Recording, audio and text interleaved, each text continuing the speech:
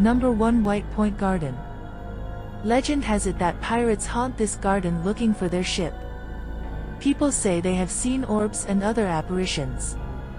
Many have reported walking through cold spots throughout these gardens. There is a monument for the pirate, Stede Bonnet, in the park. According to the monument, Stede Bonnet and 29 of his sailors were hung in the garden. Along with these pirates, many slaves were hung on these grounds as well. Number 2. The Old City Jail. The jail was in use between 1802 and 1939 and held many prisoners during its time in use. During the Civil War, it held Union and Confederate troops. Pirates have a rich history in Charleston, and many were imprisoned there.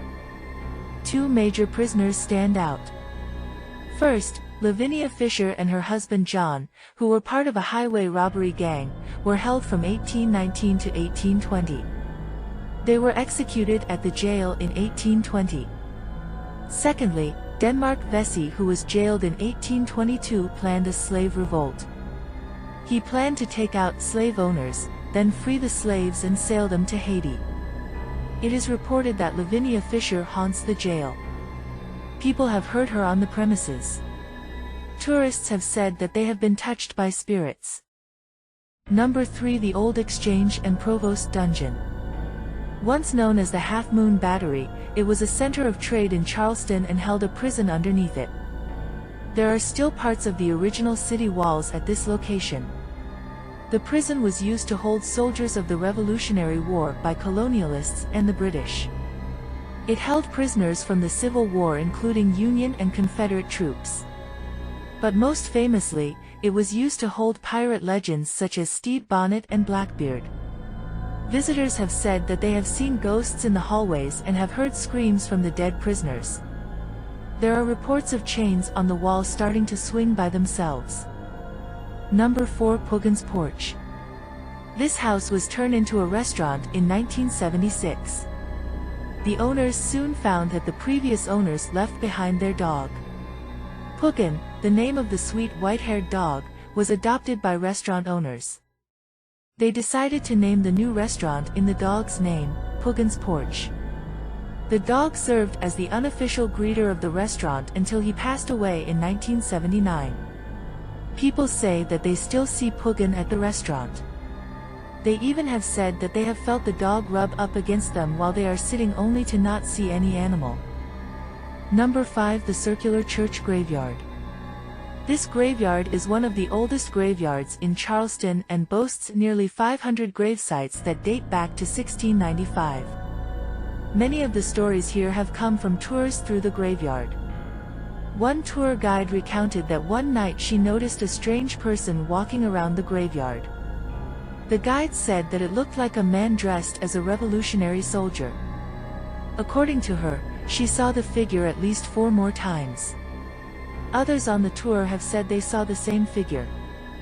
Another visitor took pictures of the area and reported having buttons in these pictures along with orbs. One time, he states that he saw the revolutionary figure floating away.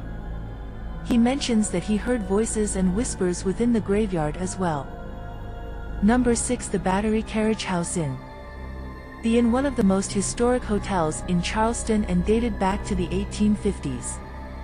It has had many owners throughout its history and became a hotel in the 1980s. Employees and numerous guests have reported seeing spirits and hauntings at the inn. They say that there are many different spirits that haunt the inn since the end of the Civil War. Legend has it that they are spirits of habit and tend to stay in the same known areas of the hotel.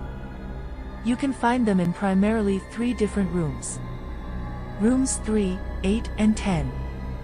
Guests at the inn have reported paranormal activities such as seeing a ghost in the form as a grayish shadow either lying on a bed or walking around the room. Some guests have even reporting seeing floating headless torso. Number 7. The St. Phillips Graveyard.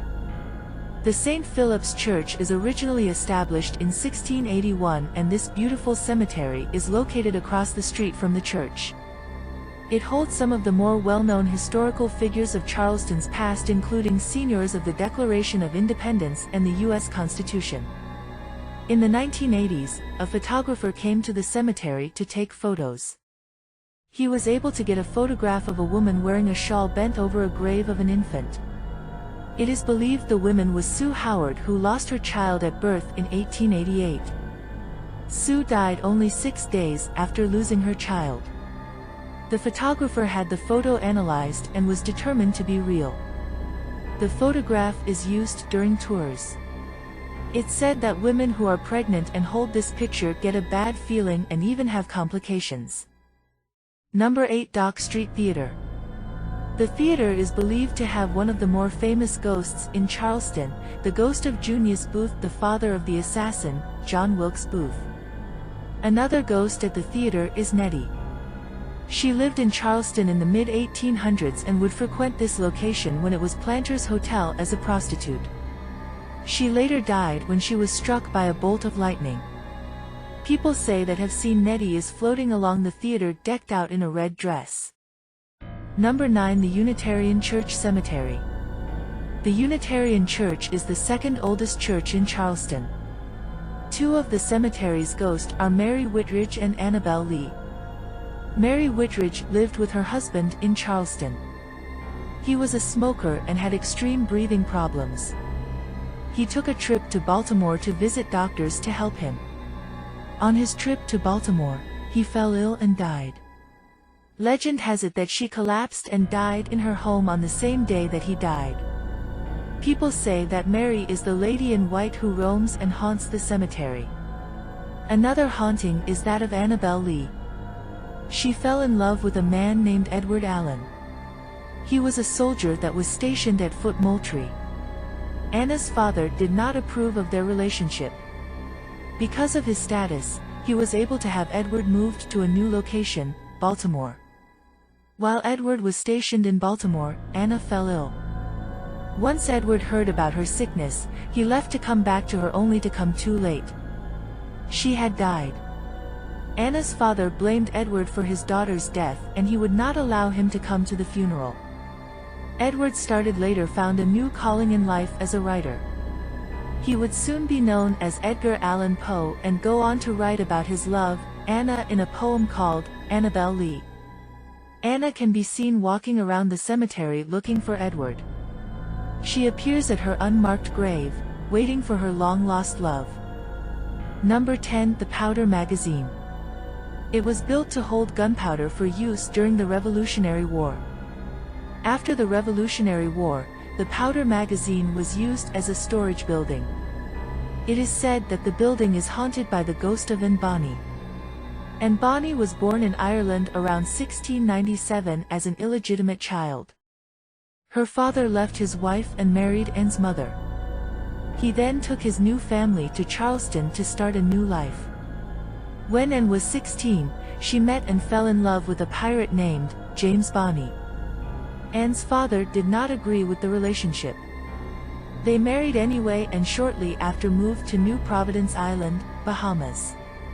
James could not make it as a pirate and soon turned to work for the governor. Anne did not like this and soon left her husband. Anne later met another pirate named Calico Jack Rackham. He would purchase Anne from her husband. Anne and Jack sailed around pirating. Anne eventually was captured and spent time in prison.